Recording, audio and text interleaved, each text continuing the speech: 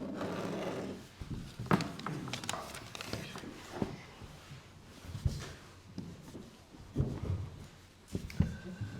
with Alison, please.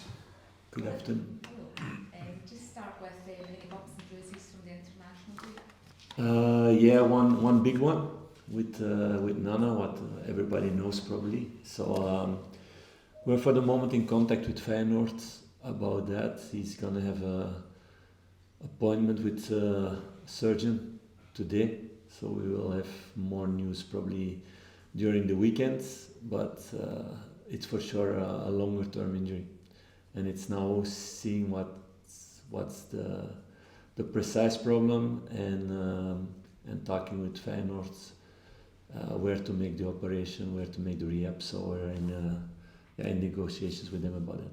Yeah, blow for him, but for you as well. For everybody, for the boy also, and it's hard.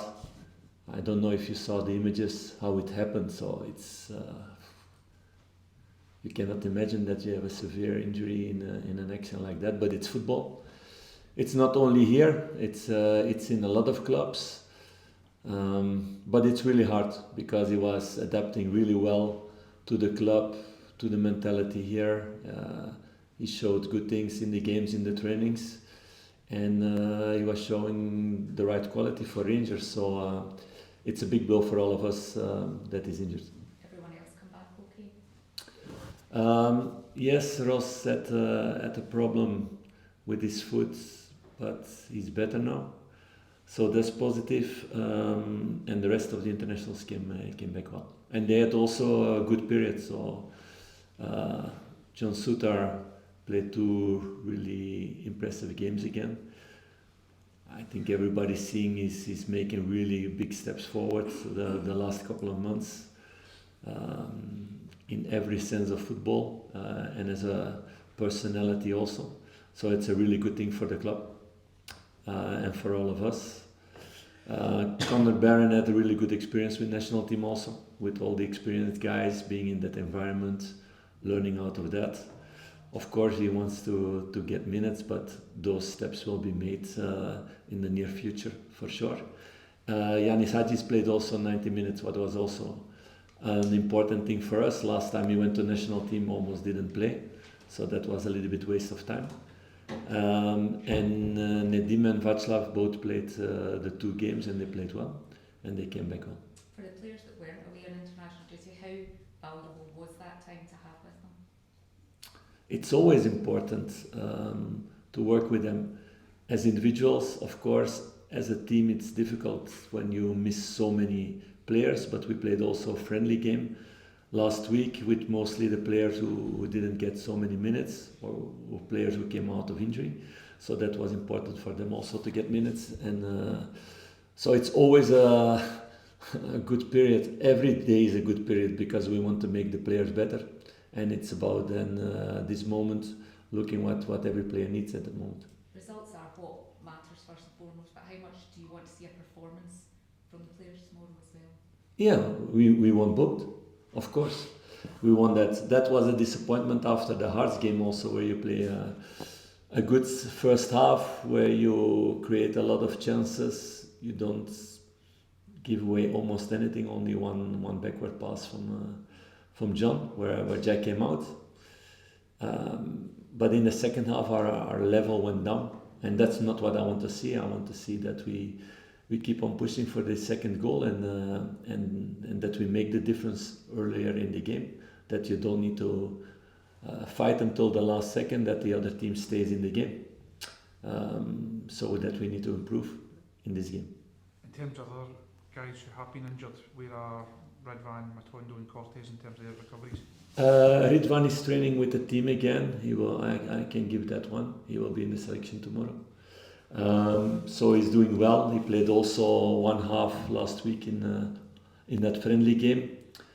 Rabi trained, played also the friendly game, but get a kick there. So he has a small problem, not a big problem, but he will not be fit for the weekend. And very positive news, Oscar will be back next week to train with the team. So I'm really happy about that also. Philip, can you just confirm with Kasanwirjo, was it his knee? Yeah, I can confirm that. I cannot confirm what is the precise injury because the surgeon first need to look at that. Because there are a little bit different opinions, and so we need to be precise and correct. Sure. Neil Scotland this week appointed technical director. Just what's your take on that? That it's important that there can be decisions made. It's been a strange period last couple of months where there has been a kind of vacuum in the club in that way, with people stepping in the interim role and helping in that way, and also looking for a new chairman, new CEO, helping in the club. But it's clear now, also with Craig leaving, we needed also somebody to make decisions on the short term, not only on the long term. So Niels will take over several responsibilities that Craig had. But that was also a role that he was already doing in a way, together with me, about the short term things to change in the club and to do in the club. So there's always a lot of things to do, with staff, with infrastructure, with a lot of things. So it's positive there's clarity in that way now. Were you involved in the decision making for his appointment? No, I was not involved in that. That's pure the board. Like, I'm not involved who will be the CEO or the chairman. That's also not my role to do. I'm here for the sportive side. Do you feel it will make it better for you in terms of less of a role in terms of other roles that you were taking on and take a bit less? Yes, for sure. And it's been a very intense period. Still now, there's a lot of things to do, but it's good that there's clarity about that, and that everybody has a clear role, and that some things that came on my plate the last couple of months that don't need to come on the plate of a manager in any club in the world. So in that way it will help for sure me, myself. You've been linked with the Belgium manager's position. What do you make of those links? I think a few weeks ago you were here also in the press conference. I hope you remember what I said there. So I don't want to go into rumors about players, so I'm not going to go into rumors about those things, but I was really clear that I said that I engaged myself for the long term to Rangers, and I'm not gonna change my mind in that.